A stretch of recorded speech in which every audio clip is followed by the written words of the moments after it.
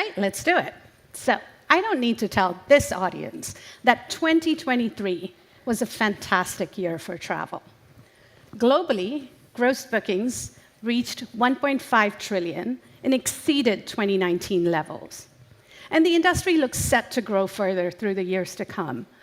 By 2027, we'll get to about 1.8 trillion.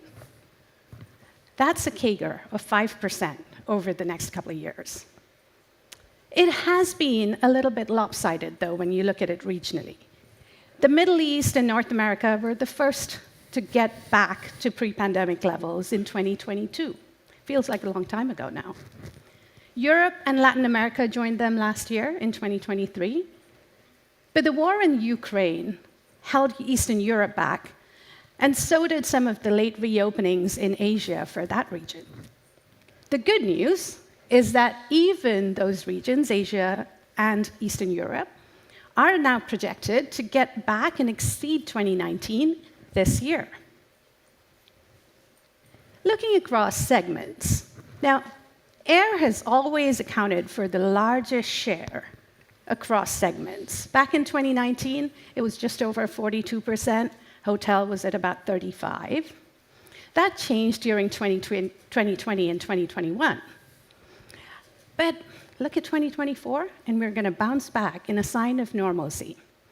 So back to that 40-ish%, 42% range for air, 35% for the hotel segment.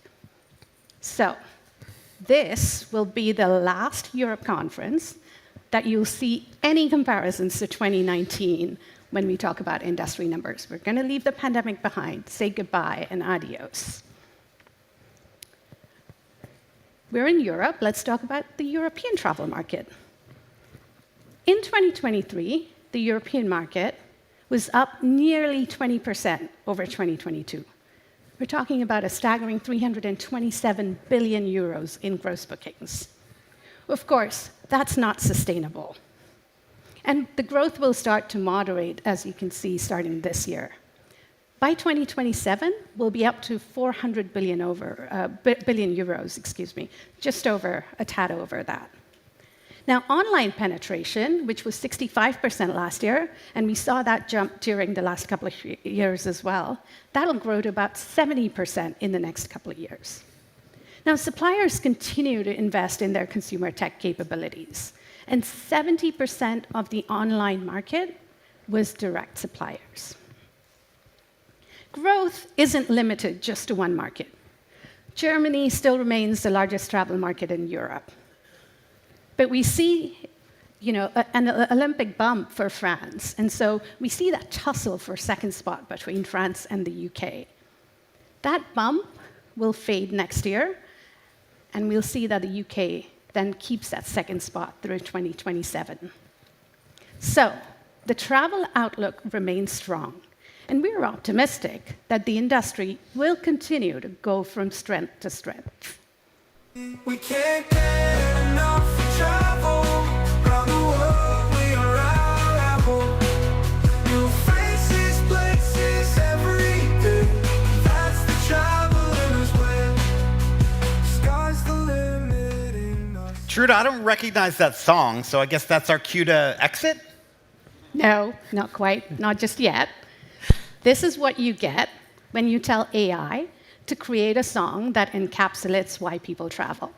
Round the world we unravel. That's not going to win any poetry awards. And, it could be my prompting skills, but I'm pretty sure we've got a ways to go before Taylor Swift is dethroned. But what this says is that we are living in a world where the possibilities in terms of how AI could really append everything that we know, that we do, they're endless. Of course, technology has always been a harbinger for change in the travel industry. Every advancement brings the inevitable discussion of how this is the next big thing, how it will change everything. And then the majority of the industry collectively rolls its eyes and moves at its own glacial pace. Pete, this time, it feels different. For one, a large majority of consumers are already familiar with Gen AI, And many have tried tools like ChatGPT, Perplexity, Claude, some for fun, but some even for travel. Second, the industry has been very quick to jump on this technology, and they've started to experiment with it. Introduced new functionality, put it in front of customers, and we're starting to see the conversations about ROI. Some of the larger companies are now starting to talk about the ROI that they're seeing, how they're seeing better conversion, how they're seeing more revenue from those who are using the features that used Gen AI technology. And third, I think it's the sheer pace of advancement of this technology. So in the space of a year, we've moved from just having text to now talking about omnimodal or multimodal. And if you've seen the recent Dev Day demos from OpenAI and Google, they were pretty eye-opening and gave us a glimpse into what the future could look like for travel. Now, the technology isn't perfect yet. And we should keep in mind Amara's law. We tend to always overestimate the effect of a technology in the short run, and we tend to underestimate it in the long run. Now, many of you, I'm sure, saw the reports about the advice that AI gave about adding glue to pizza to stop the cheese sliding off. If you haven't, go look it up. The point that I want to make is not that the AI gave incorrect advice.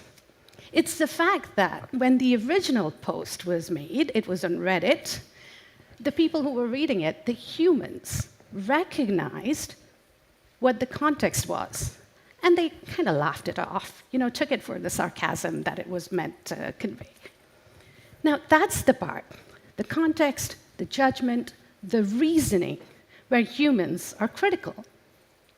So, even as AI makes information gathering easier, even as it takes on many of the mundane tasks, the processes, and it improves efficiencies, it can help us solve some intractable problems pretty quickly too. We must remember that every time technology has been on the rise in the past, it's been the combination of man and machine working together that has made the future of travel brighter. So with that, welcome to Center Stage at Phocuswright Europe.